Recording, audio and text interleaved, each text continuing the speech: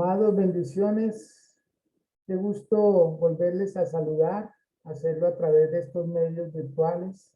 Una forma que Dios nos ha permitido usar para poder estar cerca unos de otros en este día festivo. Damos gracias a Dios porque mucha comunidad está en un receso y también es bueno descansar cuando se puede hacer. Para ustedes que han tenido a bien disponer de esta mañana para hacer oración escritural, pues les doy la bienvenida. Bendigo sus vidas de antemano y me alegra que se hayan privado de un poco de sueño, de un poco de descanso para recibir más de la palabra del Señor. Hoy vamos a estar orando con base en el libro de Josué, capítulo 4, y vamos a estar leyendo los primeros 9 versículos. Y para ello, Levi Díaz va a hacer el favor de hacer esta lectura. Bien pueda, Levi.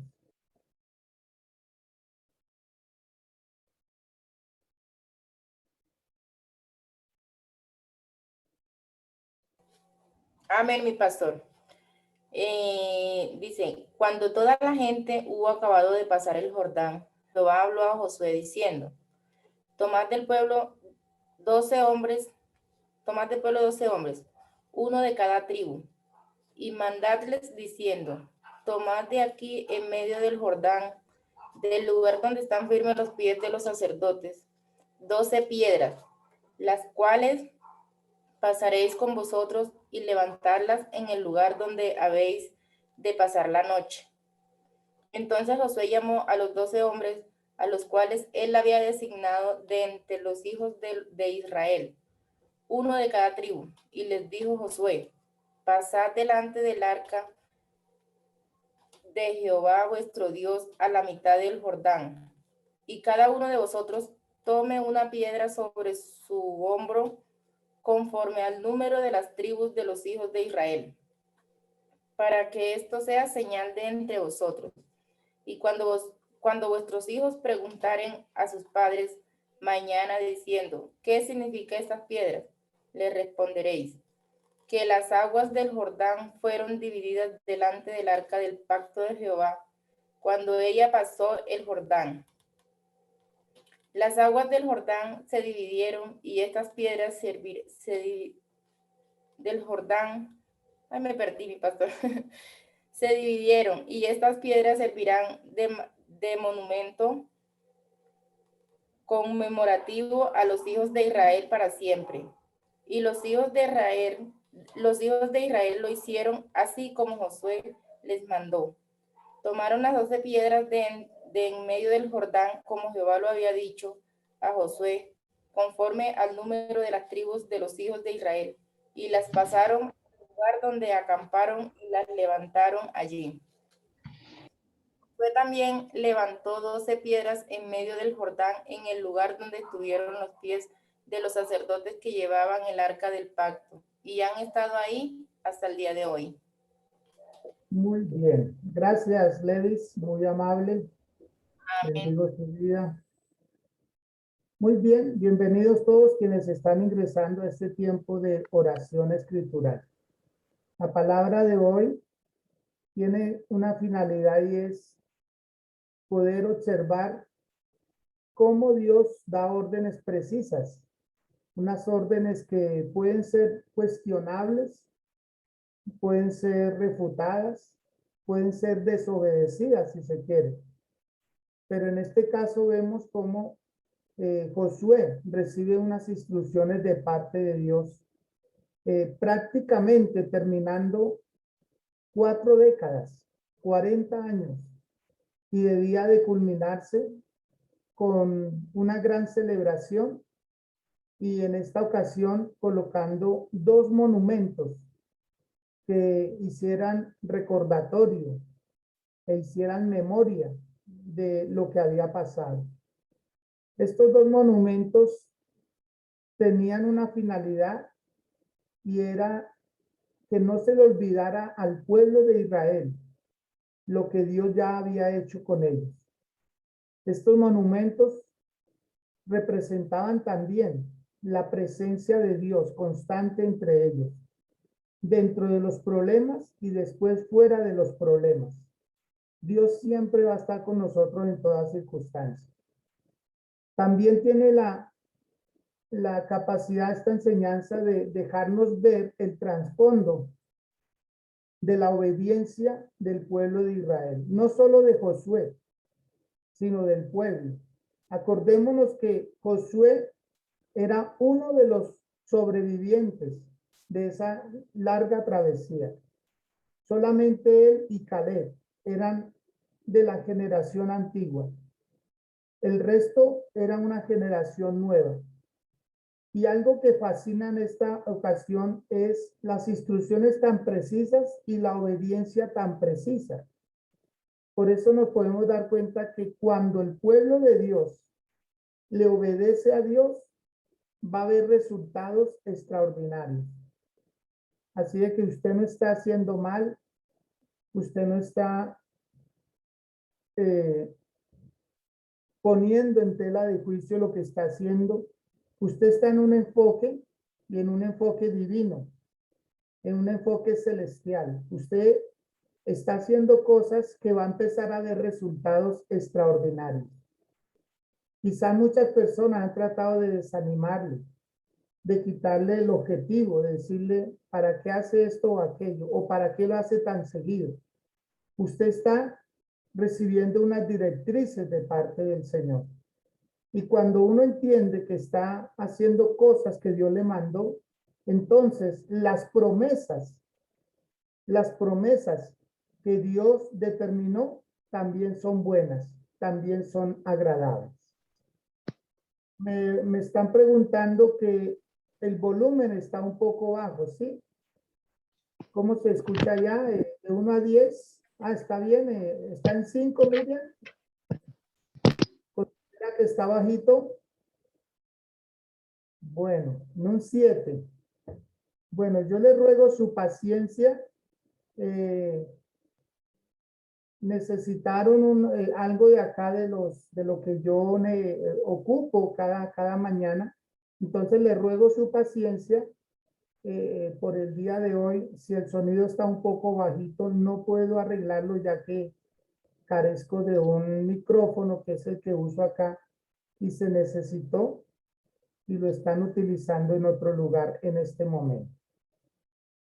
Bueno, entonces les decía que la obediencia a Dios nos va a llevar a cosas mayores. Usted no está solamente ocupando un tiempo y haciendo unas cosas porque sí. Tiene una lógica, tiene una razón de ser. Como cuando se siembra una semilla, se empieza a descomponer debajo de la tierra. La humedad daña la semilla. Tiene que romper el cascarón para dejar salir lo que está dentro. Entonces, si uno desentierra la semilla, pues va a dañar el proceso. Lo mejor es tener fe, tener paciencia y dejar que siga su proceso normal, natural. Tarde o temprano veremos los resultados y más temprano que tarde. Vamos a leer. Dice que cuando la gente hubo acabado de pasar el Jordán, Jehová habló a Josué diciendo, tomad del pueblo 12 hombres, uno de cada tribu, y mandadles diciendo, ¿qué les dijo? Tomad de aquí, de en medio del Jordán, del lugar donde están firmes los pies de los sacerdotes, 12 piedras, las cuales pasaréis con vosotros y levantadlas en el lugar donde habéis de pasar la noche. La primera instrucción, note, la primera instrucción que recibe Josué cuando el pueblo ya está seguro, cuando el pueblo ya ha cruzado el río Jordán. Notemos algo. Versículos más adelante dice que el pueblo cruzó deprisa. Y es que la razón es bien obvia. No porque tuvieran afán. Acordémonos que si algo había aprendido el pueblo de Israel era a tener paciencia en esa larga travesía, porque para ellos era igual todos los días. ¿De qué valía que fuera lunes o que fuera domingo, de que fuera viernes? No valía de nada porque a la final no había más nada que hacer. Ellos habían caído en una monotonía. Ellos habían caído en un círculo vicioso en donde no veían nada. Y aquí recién están entrando a una tierra diferente. Aquí recién están pasando de una atmósfera, por decir algo, de un desierto a pisar tierra firme, tierra fértil, donde había más gente.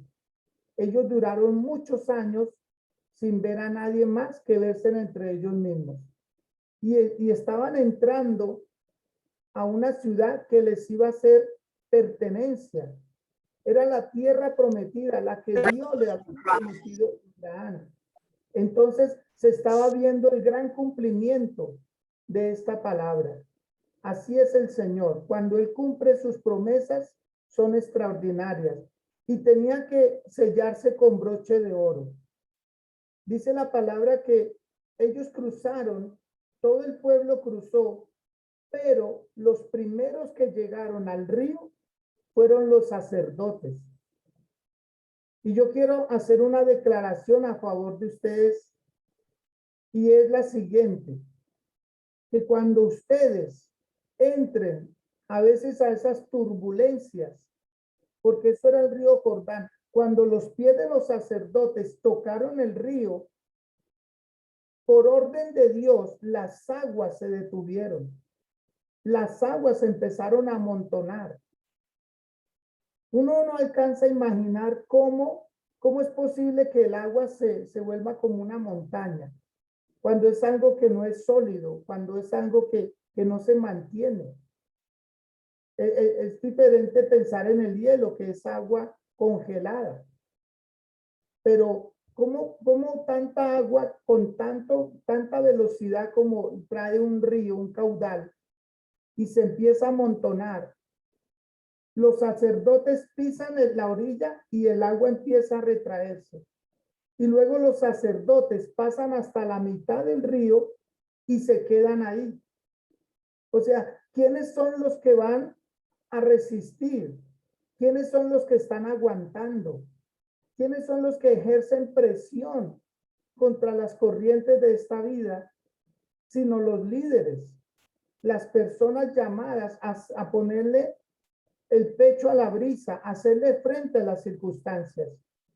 Y los sacerdotes estaban acá en medio del río Jordán.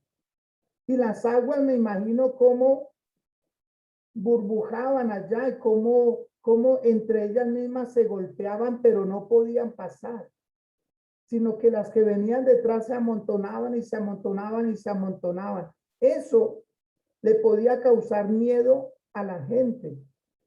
Por eso dice que ellos pasaban a prisa. El pueblo, cerca de 2 millones de personas, mis amados. Había con ellos personas adultas mayores, mujeres embarazadas, niños, tal vez niños de brazos también. O sea, eran 2 millones de personas y 12 hombres estaban en medio de ese río y ellos sí debían esperar. Fueron los primeros que entraron. Y dice la palabra ahí que ellos tenían los pies firmes, firmes. ¿Cómo son los líderes de Dios? Gente firme. Por eso diga conmigo, por favor, yo estoy firme, haciéndole frente, haciéndole resistencia y cambiando las circunstancias, porque mi familia va a pasar en seco, porque a mi familia le va a ir bien. Si Dios me está permitiendo ser yo la persona que estoy ahí, como deteniendo esas aguas, pues lo voy a hacer hasta que ellos pasen bien, hasta que ellos estén en lugar seguro. Por eso, amados del Señor, lo mejor que podemos hacer es tener un enfoque correcto. Y aunque el agua brame, aunque el agua puje, aunque el agua haga su ruido, de igual manera estar firmes, porque estamos defendiendo una causa, porque estamos abriéndole camino a nuestras familias para que a ellos les vaya muy bien. Entonces vale la pena cualquier esfuerzo. Dios mismo le dice a Josué, díganle a estos 12 hombres que tomen una piedra de ese lugar donde están. Por eso es que esta generación, la que entraba a la tierra prometida, era una generación diferente. Si quiere, diga conmigo, gente obediente. Gente obediente. ¿Qué es lo que más necesita Dios en su pueblo? Gente obediente. Si quiere, asegúrelo, diga, como yo, que estamos aquí obedeciéndole al Señor. Porque hay un pueblo que cuidar, hay una comunidad que cuidar. Y los líderes son los que se quedan ahí. ¿Usted no cree que estos sacerdotes también sintieron miedo de ver que a cualquier momento esas aguas se venían sobre ellos? Ese era el temor. Por eso era que el pueblo cruzaba rápido. No por un deseo de ir a conquistar la tierra, porque ellos igual, todo para ellos era desconocido. Todo. Nunca, más de 40 años duraron en el desierto, donde no sabían lo que era la tierra, cómo se cultivaba. Ellos nunca conocieron esa tierra. Acordémonos que ellos nacieron en el desierto. Los demás murieron, porque esa generación salió contaminada de Egipto. Y la nueva generación, todo era nuevo para ellos. Por eso la obediencia se deja ver acá. ¿Usted no cree que esperar ahí, hacer resistencia moralmente, físicamente, y después Josué les dice, listo, ya pasó todo el pueblo, ahora cada uno de ustedes échese una piedra al hombro y pasen al otro lado? Yo no sé, pero a veces los líderes somos puestos a más presión. Como que uno acaba de hacer una tarea y Dios le dice, y siga y haga la otra. No sé a cuántos les ha pasado. ¿Cuántos se sienten así? Ese era el caso de que se estaba viviendo ahí en el momento. Después de que todo el pueblo pasa bien, a ellos les toca cargar una piedra, pero en obediencia, porque Dios así lo había determinado. Dice el versículo 4. Entonces Josué llamó a los 12 hombres, a los cuales él había designado de entre los hijos de Israel, uno de cada tribu. Y les dijo Josué, pasad delante del arca de Jehová, vuestro Dios, a la mitad del Jordán. Y cada uno de vosotros tome una piedra sobre su hombro, conforme al número de las tribus de los hijos de Israel. ¿Con qué fin? ¿Para qué se cargaban esas piedras? Vamos a observarlo en el verso 6. Para que esto sea señal entre vosotros. Y cuando vuestros hijos preguntaren a sus padres mañana, diciendo, ¿qué significan estas piedras? Les responderéis que las aguas del Jordán fueron divididas delante del arca del pacto de Jehová cuando ella pasó el Jordán. Las aguas que hicieron se dividieron y estas piedras servirán de monumento conmemorativo a los hijos de Israel para siempre. Mira que siempre los pueblos y hasta el día de hoy hay monumentos que identifican ciertas actividades que acontecieron. Por ejemplo, nosotros acá en Colombia tenemos monumentos como la batalla en Boyacá. Y hay un monumento conmemorativo que se llama como el monumento a los comuneros, donde hay jinetes, donde hay caballos, donde hay trifulcas. Y hay puentes inclusive que quedaron como una honra a aquellos hombres que dieron su vida por la libertad de nuestra nación.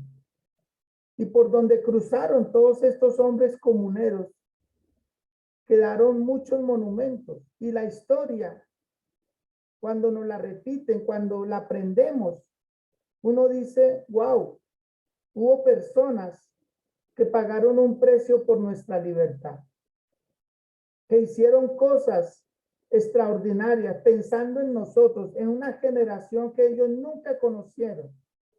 Pero nosotros en buena parte estamos disfrutando lo que ellos hicieron. Pero los monumentos, nosotros tenemos unas murallas que se llaman las murallas de Cartagena. Y ahí vemos nosotros cómo hubo guerras. Y hay cañones que están todavía ahí, colocados. Y en estos días precisamente reformaban esas murallas y las dejaron como eran al principio. Tenemos fotografías. Acá en Bogotá tenemos un monumento que se llama el Monumento a los Héroes. En fin, o sea, los monumentos son parte de la historia de una nación. Y eso era lo que estaba pasando con las piedras. Pero hubo dos lugares donde se levantaron dos monumentos. Y de eso es lo que vamos a hablar en este momento y qué significan para nosotros. Por eso cuando usted ve una cruz, usted no solamente ve una cruz, usted ve un símbolo de muerte. Una cruz representa muerte para las personas religiosas, pero para nosotros representa vida. Pero vida en medio de un sacrificio. Vida en medio de alguien que pagó un precio por nosotros. Por eso los monumentos, quisiéramos vivir sin monumentos, quisiéramos vivir sin arqueología, pero es imposible porque todo eso va diciendo lo que va pasando. Es parte, porque si no es así, nosotros olvidamos fácilmente. Somos dados a olvidar. Somos dados a que, no, vivamos para adelante y se nos olvida un poco la historia, de dónde venimos y el costo que alguien ha pagado por nosotros. No estamos aquí del todo gratis, amados. Alguien ha derramado sangre. Dijo alguien en alguna ocasión que si se cogiera toda la sangre de los mártires del Señor, se pudiera dar varias vueltas al mundo haciendo un hilo con esa sangre. Varias vueltas al universo. Al mundo más que al universo. ¿Usted se imagina eso? ¿Cuánta sangre se ha derramado por nuestra libertad para que hoy nosotros estemos aquí hasta usando estos medios y estar conectados, pero con un mismo propósito, seguir esas pisadas y no olvidar lo mucho que Dios ha hecho por nuestras vidas? Dice el versículo número 8. Y los hijos de Israel lo hicieron así como Josué les mandó. Tomaron 12 piedras de en medio del Jordán, como Jehová lo había dicho a Josué, conforme al número de las tribus de los hijos de Israel, y las pasaron al lugar donde acamparon y las levantaron allí. Otro significado que tienen las piedras es que las piedras iban a representar la unidad del pueblo de Israel, porque ellos debían entrar unidos en masa, pero estando dentro se tenían que dispersar a conquistar territorios. Como un país, yo quiero preguntar a hermanos de Venezuela, ¿en cuántos departamentos o en cuántos estados está dividida Venezuela? Jesús David. Buenos días, mi apóstol. Bendiciones para todos. Amén, buenos días. 24. 24 estados. Qué bien. Levis, acá en Colombia, ¿en cuántos departamentos está dividida Colombia? Mi pastor, imagínese que yo sí perdí esa materia en el colegio, yo sí estoy perdida. No, mi pastor, hace mucho tiempo que yo no me acuerdo. Alguien que tenga la respuesta. Gracias, Levis. Luz Clelia, Rosaura, Brenda. ¿En cuántos departamentos está dividida Colombia? Me parece que es 32, pastor. Sí, señora. Gracias, Luz Clelia. 32 departamentos. Allá en Venezuela, 24 estados. En Estados Unidos, en 50 estados. O sea, gracias a cada uno de ustedes que han aportado estas respuestas. ¿Cuál era la finalidad de las 12 piedras? Que aunque estuvieran dispersos, a la vez estuvieran unidos. Que no se marcaran esas fronteras de individualidad. O sea, yo no tengo nada que ver con usted. Acordémonos que cuando entran a conquistar la tierra, las tribus, una de las tribus de José, el hijo de Jacob, se queda a la orilla y dice, yo ya conquisté mi territorio, pero Josué les dice, ahora dejen las mujeres, dejen los ancianos y dejen los niños y vengan los hombres de guerra y ayuden a los demás a conquistar su territorio y después vuelvan y vivan en su territorio. O sea, por más que hayan conquistado de primeras, no los exoneraba de ir a ayudar a los demás a conquistar su territorio. La unidad. Amados del Señor, ese era un tema que se trataba el día de ayer en la iglesia. A tener amor, a hacer que el otro también esté bien. Esa debe ser la consigna, hacer que el otro esté bien. Mire, usted va a crecer hasta donde haga crecer a los demás. Y usted va a tener cosas hasta donde desee que los demás tengan cosas. Esto no es gratis, amado. Esto es amor, pero hay que hacerlo con amor. Si no se hace con amor, no va a pasar nada. Solo va a haber un desgaste y no vamos a ver resultados. Entonces, dice que ellos sacaron las piedras, ¿sí? Y las llevan y las colocan, ¿sí? Ahí, en un montón, como haciendo una especie de escultura, pero tenía que ver con la unidad. Otro significado que tienen las piedras es que las piedras no tienen forma, no tienen forma. Y eso es lo que quiere Dios, que nosotros en medio de nuestra imperfección estemos unidos, que podamos comprender que nosotros no somos producto terminado, que nosotros estamos en procesos, a veces estamos arriba, a veces término medio, a veces abajo. Pero así nos ama el Señor y así debemos nosotros de amarnos y aceptarnos con nuestras debilidades, con nuestros errores, con nuestros defectos. Acordémonos que uno aprende del otro lo que uno no sabe hacer. Uno siempre le aprende del otro lo que él en esa área es bueno. Entonces no menospreciarnos porque nos necesitamos mutuamente. Y otra razón más, el por qué, o otra interpretación más del por qué las piedras, por qué no tenía que ser gravilla, por qué no tenía que ser arena del fango, no, porque las piedras son duras, dando a entender la dureza del pueblo de Israel, pero también estamos incluidos nosotros ahí, que a veces nosotros somos duros, a pesar de que nos ha ido bien y somos duros, somos obstinados, el orgullo, dando a entender esa dureza. Yo creo que nosotros debemos, ahí el apóstol Pedro tuvo razón en eso, dice, nosotros somos piedras vivas, sacadas de la roca. Nosotros somos un pedacito de esa gran roca que es Cristo Jesús. Pero hay algo bien importante, yo quiero continuar en el verso número 9. Dice, Josué también levantó 12 piedras en medio del Jordán, en el lugar donde estuvieron los pies de los sacerdotes que llevaban el arca del pacto y han estado allí ¿hasta cuándo? Hasta hoy. Mire que Josué hizo algo inusual en el momento. Levantó 12 piedras. ¿En dónde? En el lugar donde estuvieron los pies de los sacerdotes. O sea, Josué no le dijo a nadie que le ayudara.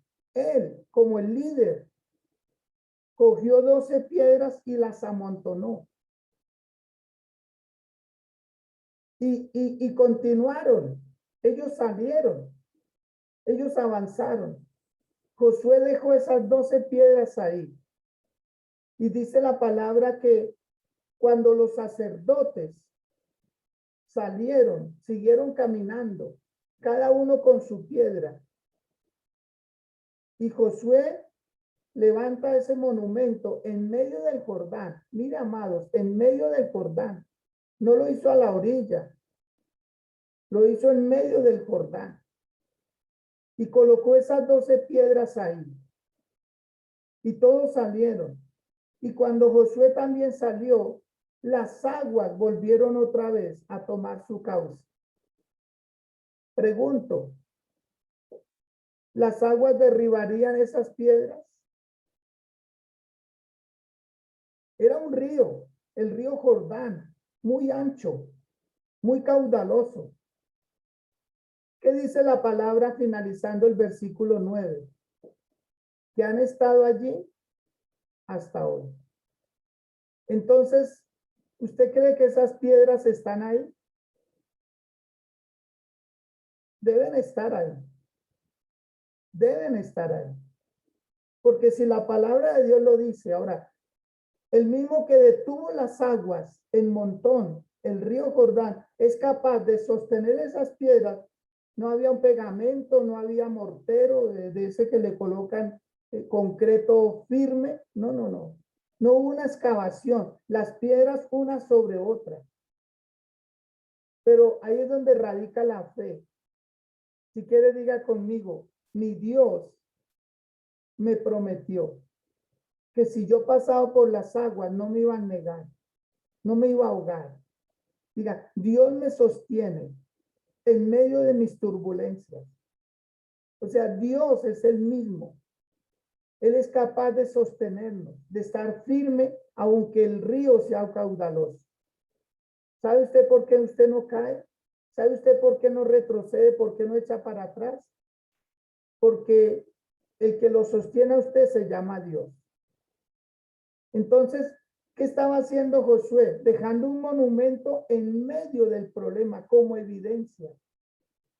Si algún día se llegase a secar el río Jordán o volviese a pasar algo como lo que pasó, estoy convencido, mi fe alcanza a creer que esas piedras siguen ahí, porque la palabra de Dios lo dice. Pero dice el versículo 10, y los sacerdotes que llevaban el arca se pararon en medio del Jordán hasta que se hizo todo lo que Jehová había mandado a Josué que dijese al pueblo, conforme a todas las cosas que Moisés había mandado a Josué, y el pueblo se dio prisa y pasó. Y cuando todo el pueblo acabó de pasar, también pasó el arca de Jehová y los sacerdotes en presencia del pueblo. También los hijos de Rubén y los hijos de Gad y la media tribu de Manasés pasaron armados delante de los hijos de Israel, según Moisés les había dicho. Como 40,000 hombres armados, listos para la guerra, pasaron hacia la llanura de Jericó delante de Jehová. Mire que el pueblo de Israel llevaba ya guerreros, cosa que no había pasado con la generación antigua. Por eso, si a alguien va a tener que respetar el enemigo en estos próximos tiempos, es a nuestra juventud. Nuestra juventud viene con toda. Nuestra juventud no va a retroceder. Nuestra juventud va a tener armas empuñadas y le va a hacer frente a todo embate del enemigo. Por eso no menospreciemos a nuestros jóvenes, porque ellos serán esa generación relevo que vienen con ímpetu a hacerle frente al enemigo. ¿Cuántos guerreros estaban armados, listos para la guerra? 40,000. 40,000 muchachos. Un ejército, pues para ser el primer ejército que tenía el pueblo de Israel, eran bastantes. Porque ellos ya tenían en la mente, vamos a entrar y vamos a poseer esa tierra. No iba a ser fácil. No iba a ser fácil. Qué tristeza una persona que diga, yo soy creyente, pero no tiene una Biblia en donde leer. No tiene el hábito de hacer oración. No tiene el hábito de ir a la iglesia. No tiene el hábito de evangelizar. Entonces uno pregunta, ¿está armado? No, está desarmado. Le está haciendo frente al enemigo con unas armas apenas de moral, pero no armas espirituales. Por eso el apóstol Pablo decía, nuestras armas no son carnales, sino nuestras armas son espirituales, porque al enemigo hay que atacarlo con un arma que lo pueda vencer. Aquí vemos al pueblo de Israel, parte de ese gran pueblo, 40,000 soldados, 40,000 guerreros listos para la guerra. La primera ciudad que debían de derribar era Jericó, pero ahí donde estaban era Gilgal. Y Gilgal quiere decir lugar de piedras. Gilgal quiere decir rodear. Y ellos no se iban a quedar rodeando esa ciudad nomás, sino ellos, era su primera experiencia después de dejar el desierto. Tierra firme, pero era tierra de ellos, pero que estaba invadida por personas diferentes. Por eso, mi amado, lo que Dios le ha prometido a usted, tal vez alguien lo tiene. Alguien está viviendo en una casa que está escriturada a su nombre. Alguien debe estarse por ahí moviendo y paseando en un carro que está escriturado a su nombre. Alguien debe estar usando dinero que está escriturado a su nombre. ¿Lo quiere? Alguien lo tiene. Alguien tiene algo que usted debe tener. Por eso el libro de Eclesiastés dice un contraste de la vida. Vi siervos a caballo y amos a pie. Vi esclavos a caballo y amos a pie. Diga conmigo, ya lo entendí. Por favor, dígalo ahí en su corazón, ya lo entendí. Que hay lugares que me pertenecen, que hay cosas que me pertenecen y voy a lucharlas. Usted no puede ser pasivo en la oración. Usted no puede ser pasivo y decir, Señor, dame, Señor, dame, Señor, dame. Diga, no, Señor, ¿qué tengo que conquistar? Voy a entrar como empleado, pero voy a terminar como dueño de ese negocio, de esa empresa. En el nombre de Jesús de Nazaret. Hay que guerrear las bendiciones que ya nos pertenecen. Por eso ellos entraron armados. Por ello ellos de entrada dijeron, Jericó va a ser la primera ciudad que vamos a conquistar. Porque Jericó tenía mucha riqueza. Jericó era una ciudad amurallada. ¿Para qué tenían murallas si no tenían enemigos? Pero los enemigos iban a llegar. Y era el pueblo de Israel. Acordémonos cómo cayeron esas murallas. Por fe. O sea, Dios es grande. Amado, no vamos a tener que derribar murallas. Dios las va a derribar por nosotros. Dios las va a derribar por nosotros. Pero mire algo hermoso que dice el versículo 14. En aquel día, Jehová engrandeció a Josué a los ojos de todo Israel y le temieron como habían temido a Moisés todos los días de su vida. Por eso hoy, amados del Señor, hoy es el primer día del mes número 11. El año va declinando, va avanzando, pero nosotros vamos creciendo. Pero nosotros nos estamos preparando para cosas grandes. Puede levantar su mano y decirlo así. Yo estoy creciendo. El año va declinando, pero este diciembre que viene va a ser mucho mejor porque no me va a coger débil como los años pasados. No voy a ser una persona que me voy a deprimir. Me estoy preparando. Y este primer día de este mes número 11 va a marcar la diferencia, porque ahí lo dice, desde aquel día engrandeció Dios a Josué y desde aquel día le temieron. Todo el pueblo dijo, wow, Dios está con Josué. Dios está con Josué como estuvo con Moisés. ¿Se acuerdan que esa era la condición? Cuando usted ve el capítulo 1, le dijeron a Josué, estaremos contigo si Jehová Dios está contigo. Te obedeceremos si Dios está contigo. Y Dios estaba engrandeciendo. Mire, amado del Señor, a usted lo van a empezar a respetar. A usted le van a empezar a reconocer que usted es un hijo, que usted es una hija del Señor. ¿Desde cuándo? Desde hoy. Si usted se para, si usted se levanta, si usted comienza a hacer cosas diferentes, se va a dar cuenta cómo las personas van a terminar diciendo, oiga, Luis tenía la razón, Luis tenía la razón.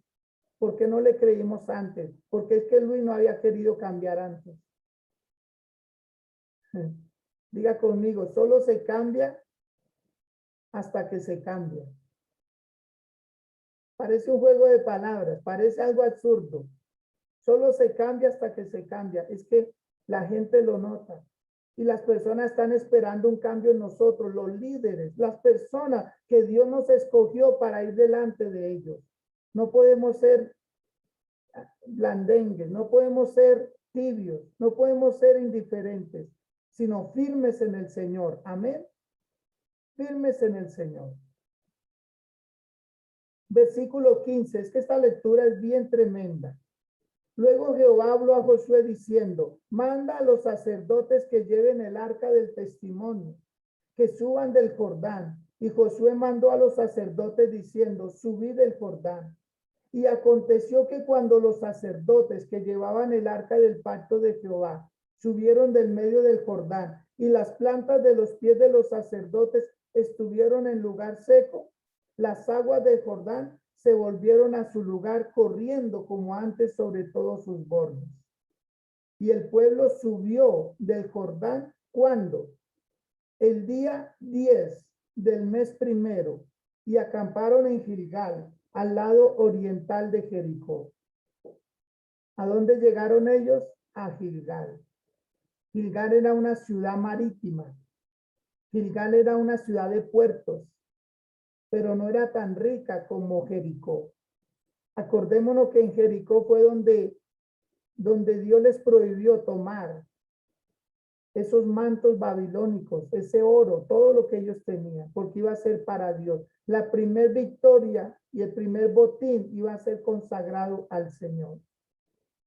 Por eso, amados del Señor, prepárense, por favor, prepárense. Porque si el mes de octubre fue de grande bendición, el mes de noviembre será de sobre bendición. Será de mayor gloria, será de mayor gracia, será de mayor abundancia. En el nombre de Jesús de Nazaret. Yo les invito a que inclinen su rostro, si pueden hacerlo ahí donde están.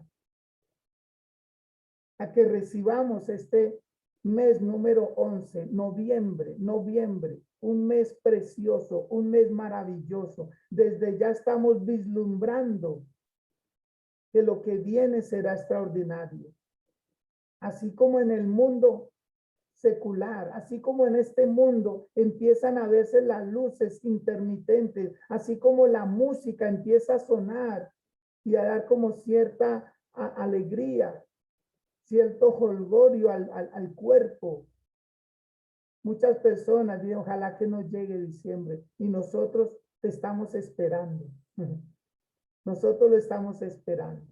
Que llegue, no hay problema, no hay problema. Por eso prepárese, porque hoy Dios va a hacer algo extraordinario con su vida. Hoy. Porque hoy no es un día común y corriente. El mundo lo llama el Día de los Muertos. Nosotros lo llamamos el Día de los Vivos. Nosotros lo llamamos vida. El mundo lo llama muerte. Y hoy en los cementerios mucha gente estará poniendo velas. Supuestamente para alumbrar el camino a los difuntos. Dios mío. Dios del cielo. Y para nosotros Cristo Jesús es la luz. Para nosotros Cristo Jesús es el Santo de Israel, el Todopoderoso. Un monumento quedó en las aguas turbulentas del río Jordán. Cuando pases por las aguas, nos dice el Señor, yo estaré contigo. Cuando pases por los ríos, no te anegarán. Cuando pases por el fuego, la llama no arderá en ti. Porque yo soy tu Dios que te sostiene de tu mano derecha. Yo te llevo, yo te ayudo, te dice Dios. Él nos está diciendo a todos, no teman, porque yo estoy en medio de esas aguas. Y esas piedras están ahí. Ni el río las puede derribar, porque esas piedras simbolizan a Cristo Jesús. Que Cristo Jesús iba a padecer entre nosotros los hombres, pero iba a ser firme. Él no iba a claudicar. Él fue tentado en todo, pero nunca cedió a la tentación. Él estaba propenso, él era débil también como cualquier ser humano, porque él fue 100% hombre. Él sintió frío, Él sintió calor, él sintió hambre, él sintió sueño, él se cansaba también, él se afligía. En una ocasión le dijo a sus discípulos, estoy muy triste hasta la muerte, porque se acerca la hora difícil. El Señor Jesús sentía compasión, él lloraba también, como lloramos nosotros muchas veces. Él se afligía también por la situación. Él lloró por Jerusalén y le decía, Jerusalén, Jerusalén, que matas a los profetas y apedreas a los que te son enviados. ¿Cuántas veces quise juntarte como la gallina junta sus polluelos debajo de sus alas, pero no quisiste? El Señor llora, el Señor se lamenta muchas situaciones, porque estaba en un cuerpo humano como el tuyo y como el mío. Por eso el Señor nos dice, no temas lo que ha de padecer por mi nombre. Yo estoy contigo, yo te ayudo. Aunque las aguas sean turbias, yo te ayudo, yo te ayudo. Pero luego, Josué, de esas 12 piedras que sacaron los sacerdotes, dice el versículo 20, que Josué erigió en Gilgal las 12 piedras que habían traído del Jordán. Un monumento en tierra firme. Otro monumento que también tipifica y simboliza al Señor Jesús. Cuando estés bien, cuando estés en terreno firme, cuando estés en la sobreabundancia, cuando la tierra fluya y dé frutos, ahí estará el Señor, también en tu abundancia. Ahí va a estar el Señor, no te preocupes. Dios no solo es Dios de pobres, Dios también es Dios de ricos. Y Dios te ha pasado por pobreza, Dios te ha pasado por escasez, para probarte si vas a seguir a Dios o no. Y hoy el Señor, y lo vas a empezar a ver, te vas a dar cuenta que Dios te va a empezar a bendecir de una manera totalmente anormal para nosotros. Te va a empezar a bendecir, te va a empezar a bendecir, porque también hay un monumento representativo, que Jesús está en medio de las aguas, ahí como poderoso gigante ayudándonos, sosteniéndonos para que no nos ahoguemos. Pero también está en tierra firme, otro monumento. ¿Para qué? Para que sepamos que Dios es un Dios de abundancia, que Dios no solo nos sacó del mundo para llevarnos al cielo y perdonar nuestros pecados, sino para que mientras estemos aquí podamos tener paz, tener tranquilidad. Por eso dígale al Dios de la gloria, Señor, gracias porque estás pensando en mí. Gracias por lo que tienes para mi vida, Señor. ¿Cómo no amarte? ¿Cómo no adorarte? ¿Cómo no exaltar tu nombre? ¿Cómo no decirte, Dios, gracias?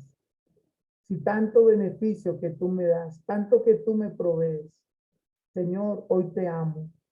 Hoy te amo más que nunca, Señor. Hoy te doy gracias, porque esta palabra me deja ver, Señor amado, que la obediencia es mucho mejor que los sacrificios. El pueblo de Israel, la primera vez que celebraron la Pascua, lo hicieron el día 10. El día 10 hicieron los preparativos. Se prepararon para el día 14. 4 días después celebrarían la Pascua. Pero así como el pueblo de Israel, el día 10, el primer mes, pues para nosotros será como un primer mes. Un primer mes. Como cuando alguien cumple un año más de vida. Ese día se recuerda que nació un día como aquel. Por eso, graben este día, graben este 1 de noviembre en sus mentes y en sus corazones. Grábenlo ahí en un rinconcito de esa hoja donde está tomando apuntes.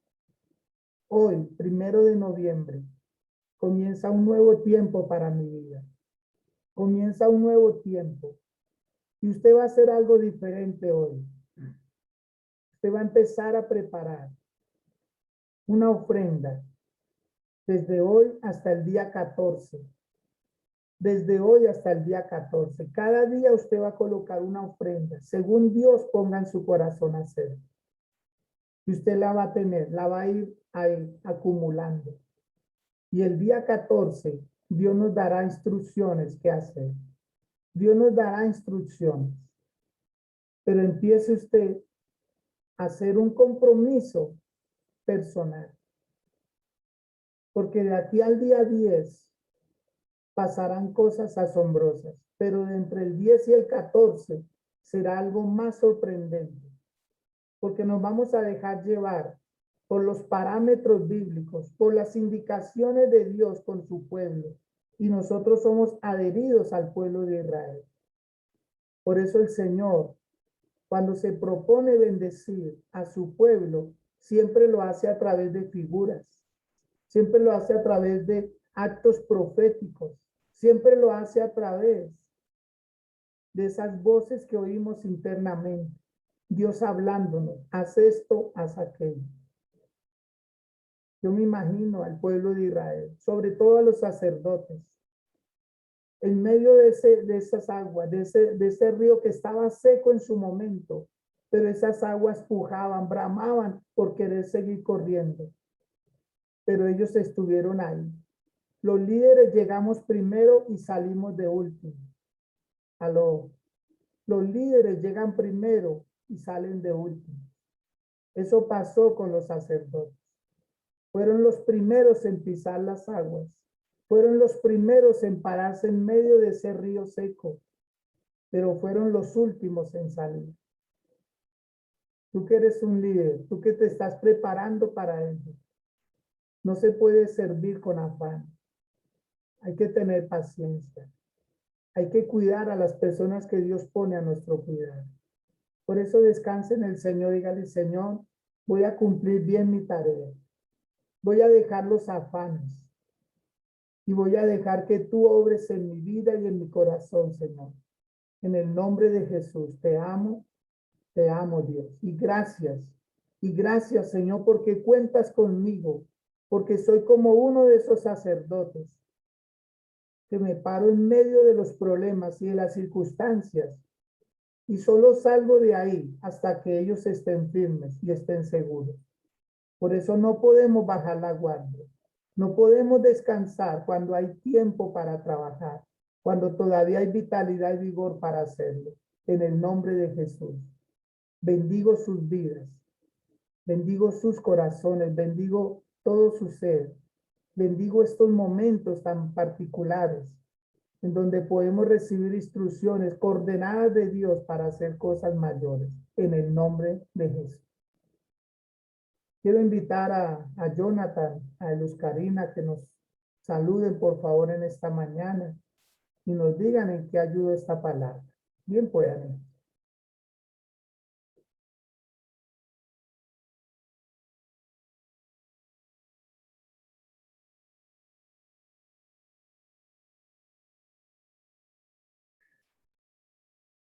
Luz Karina. Jonathan, Buenos días, apóstol. ¿Cómo está Luz Karina? Bien, aquí arreglándole las cosas a Jonathan que se va al trabajo.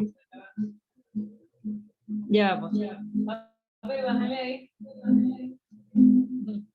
No, bueno, apóstol, excelente esa palabra porque es así.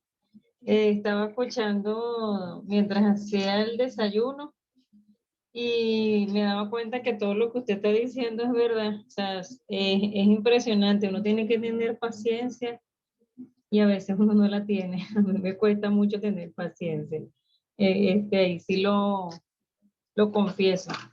Yo digo, ay, Dios mío, pero ¿por qué que me cuesta muchísimo, apóstol? De verdad que tengo que aprender a tener paciencia. Pero bueno, es importante llevar esa piedra y bueno, hubieron cosas que yo no sabía de lo que usted enseñó hoy, los significados que tenían las piedras. Y bueno, yo sí creo que esas piedras están allí todavía, porque son una señal de que por allí pasó el pueblo por el Jordán. Y bueno, nada, apóstol, de verdad, gracias por esa palabra y bueno, aquí escuchando y llenándome de la palabra y bueno, no vamos a volver atrás. Y bueno, cada vez que podamos escucharemos la palabra de Dios para que nos ayude a seguir adelante. Y bueno, muchas bendiciones y bueno, disculpe que Jonathan no puede hablar porque se está terminando de arreglar porque ya se va al trabajo. Y bueno, nada, apóstol, de verdad que bendiciones y bueno, hay que seguir adelante y no mirar atrás y cruzar lo que tengamos que cruzar creyendo de que Dios va con nosotros, de que Dios va al lado de nosotros y si Él va con nosotros, pues bueno, no nos vamos a quedar en mitad de ese río. Y bueno, muchas bendiciones para ti.